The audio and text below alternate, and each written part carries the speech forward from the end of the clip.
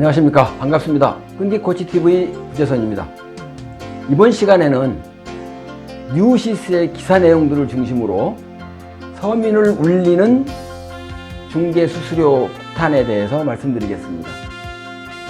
우리 생활에서 밀접한 관련이 있고 끝모르고 오르는 집값에 수수료까지 커지고 있는 그런 이야기가 되겠죠. 강의에 앞서서 빨간색 구독 버튼 꼭 부탁드립니다. 오늘 이야기의 순서는 끝없이 커지고 있는 중개 수수료의 불만, 그리고 현행 부동산 중개 수수료에 대한 내용, 그리고 그걸 때문에 이제 청와대에 국민청원 들어간 내용까지, 그런 내용들을 중심으로 이야기를 하도록 하겠습니다. 자, 먼저 부동산 중개 수수료에 대한 이 불만인데요. 부동산 업계에 따르면은 최근 치솟는 집값이라든지 전셋값과 덩달아서, 그러니까 집값이 오르고 부동산 임대 전셋값이 오르면 당연히 고정되어 있는 부동산 중개 수수료는 올라갈 수밖에 없겠죠. 그러다 보니까 이제 불만의 목소리가 아주 커지고 있습니다. 오늘은 급등한 집값과 전셋값 때문에 중개 수수료가 부담이 된 소비자들이 중개인 없이 그냥 직거래로 플랫폼을 이용해서 이제 하고 있다는 얘기, 그런 것까지 한번 자세하게 한번 알아보도록 그렇게 하겠습니다. 사례인데요. 최근 그 성북구로 이사한 김모 씨 같은 경우에도 6억 5천만 원짜리 이제 전세 계약을 한 거죠. 그래서 중개 수수료로만 500만 원을 이제 지불을 했습니다. 전세 가격이 1년 사이에 천정부지로 올라가지고 예정에도 없던 이제 대출도 받고 이렇게 가지고 겨우겨우 전세를 얻었는데 중개 수수료 500만 원까지 이제 내려다 보니까는 이제 굉장히 어려운 거죠. 그래서 이제 굉장히 어려운 이런 서울살이를 이제 경험하게 된 건데요. 중개 수수료는 이분 같은 경우에는 이제 520만 원 원래 내야 되는 건데, 그래도 그나마 막 사정사정 해가지고 결국은 20만 원 깎아가지고 500만 원에 이거를 한 거죠. 근데 이제 이분 생각은 뭐냐면, 중개하시는 분들이 하시는 일에 비해서 수수료가 이제 너무 비싸다, 이런 거를 이제 지울 수 없었다, 이런 내용들을 얘기했었습니다. 자, 그렇다면 현행 중개 수수료를 한번 보도록 하겠습니다. 현행 부동산 중개 수수료는 계약 종류라든지 또 금액 이런 거에 따라서 다 다른 중개 수수료 요율을 적용하고 있습니다. 서울시 조례를 한번 보게 되면은 임대차 계약의 경우에는 1억 이상 3억 원 미만 결의일 때의 0.3%, 3억 원 이상 6억 원 미만일 때 0.4%, 그리고 6억 원 이상일 때 0.8%를 적용하고 있죠. 그러니까 여기에서 만약에 5억 원짜리라고 한다면은 전세일 경우에는 이제 중개 보수료가 상한이 200만 원이 되는 거예요. 그리고 6억 원짜리 전셋집을 거래할 경우에는 4억 8천만 원이 이제 중개 수수료 상한이 되는 거죠. 자, 그렇다면 다음번에는 이제 매매일 경우에는 어떻게 되냐 볼게요. 매매일 경우에는 2억 이상 6억 미만일 때 0.4, 6억 원 이상 9억 원 미만일 때 0.5, 9억 원 이상일 경우에는 0.9 이제 이내에서 결정하도록 그렇게 되어 있습니다. 그렇다면 10억 원짜리 아파트 매매 계약을 맺었다. 그러면은 중개 수수료가 얼마죠? 0.9%를 곱해야 되니까 최대 900만 원이 되는 거죠. 그러니까 지난 9월에 이제 서울에 있는 중위 아파트의 평균 가격이 9억 2천만 원 정도를 기록했죠.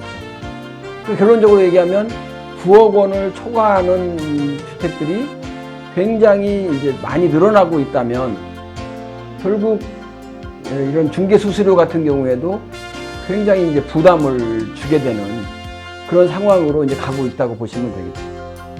표에서 보시면 이제 아까 제가 말씀드렸던 걸 표로 한번 보셨으면 좋겠습니다.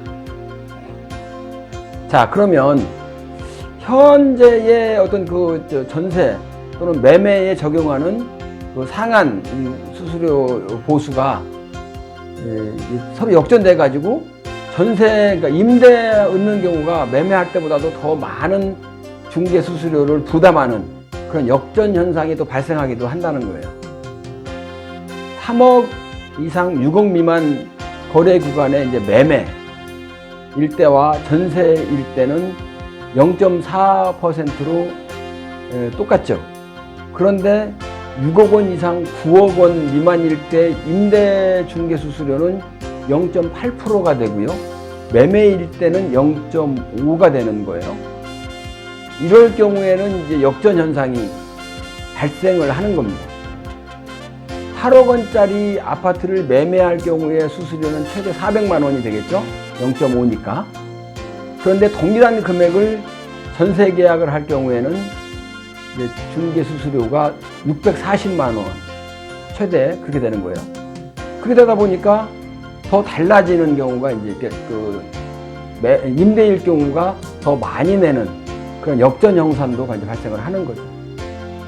KB의 이제 부동산 통계 기준을 한번 보게 되면은 지난 12월 달에 서울 아파트 평균 전세값이 5억 한 4천만 원 정도를 기록했습니다. 최근에 그 서울에 있는 아파트 전세값이 급등하면서 중개 수수료에 대해서 이 소비자들의 불만이 아주 많이 커지고 있는 그런 상황이 되는 거죠. 그래서 정부가 이제 이런 중개 수수료율 상한 그런 거를 이제 정해놓은 거에서 좀 자유롭게 하도록 했지만 소비자 입장에서 볼 때는 이제 어떻게 보면은 이제 무용지물이죠.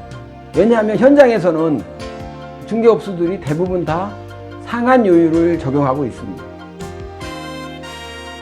특히 최근 이제 전세시장 같은 경우에는 수급 불균형이 이루어지고 있기 때문에 매물이 나오는 대로 바로바로 사라지니까 동호수만 좀 확인하고 이제 바로 체결을 해버리는 그런 경우도 또 아주 비일비재하다고 합니다. 그러다 보니까 중개업소 입장에서 볼 때는 속여알선하는 그런 것만 하는데도 불구하고 수백만 원의 수수료를 해야 되니까 소비자 입장에서 볼 때는 홍지가 아니냐 이렇게 얘기하는 경우도 많죠. 물론 또 부동산 중개업소 입장에서 볼 때는 뭐 여러 가지 운영하는 뭐 임대료라든가 여러 가지가 있기 때문에 자기들도 상당히 그렇게 크게 많이 버는 것도 아니고 실제로 많은 건수를 하고 있는 것이 아니기 때문에 자기들도 어려움이 있다고 얘기를 하지만 서로가 이런 부분들에 대해서 잘 안 맞는 그런 부분이라고 이제 보시면 될 것 같아요.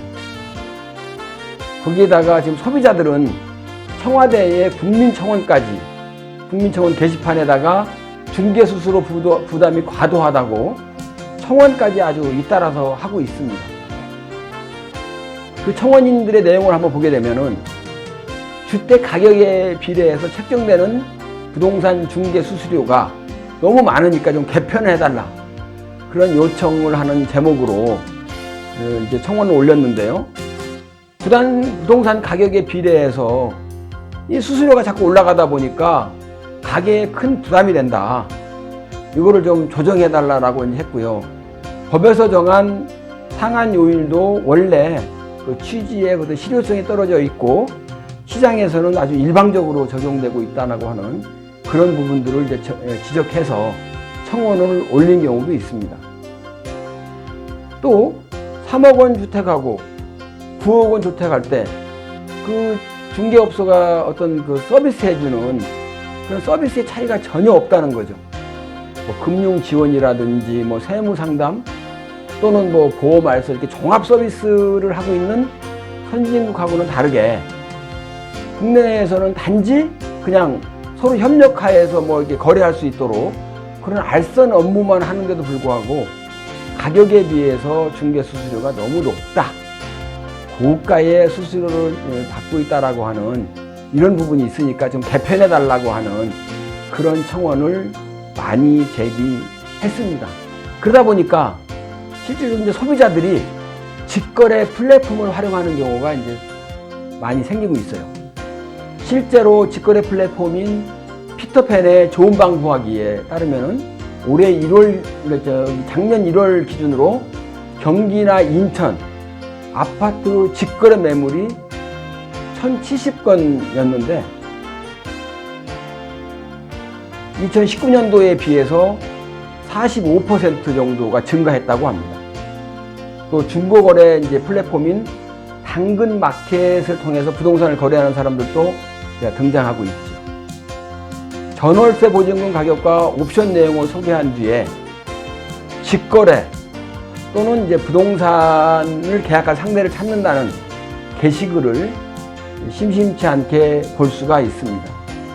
정부에서도 이제 대응을 하고 있죠. 정부에서도 중개수수료 제도 개선이 필요하다는 데는 동의를 하고 있고, 그러다 보니까 이제 국토교통부하고 국민권익위원회를 중심으로 해서 중개수수료 개편 작업에 나서고는 있어요.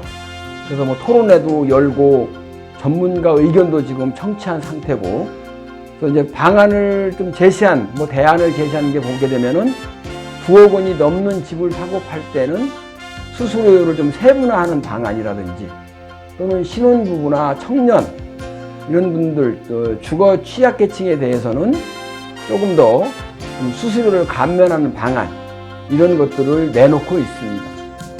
또 12억 원이 넘는 주택의 거래를 할 경우에 12억 원 이하 거래 구간에 대해서 초과급에 대해서 좀 일정한 그 요율을 다시 정하는 방안이라든지, 또 전체 금액을 구간에 대해서 이제 단일 요율제 또는 단일 정액제를 적용하는 방안 등 여러 가지 방안을 좀 내놓고 있습니다.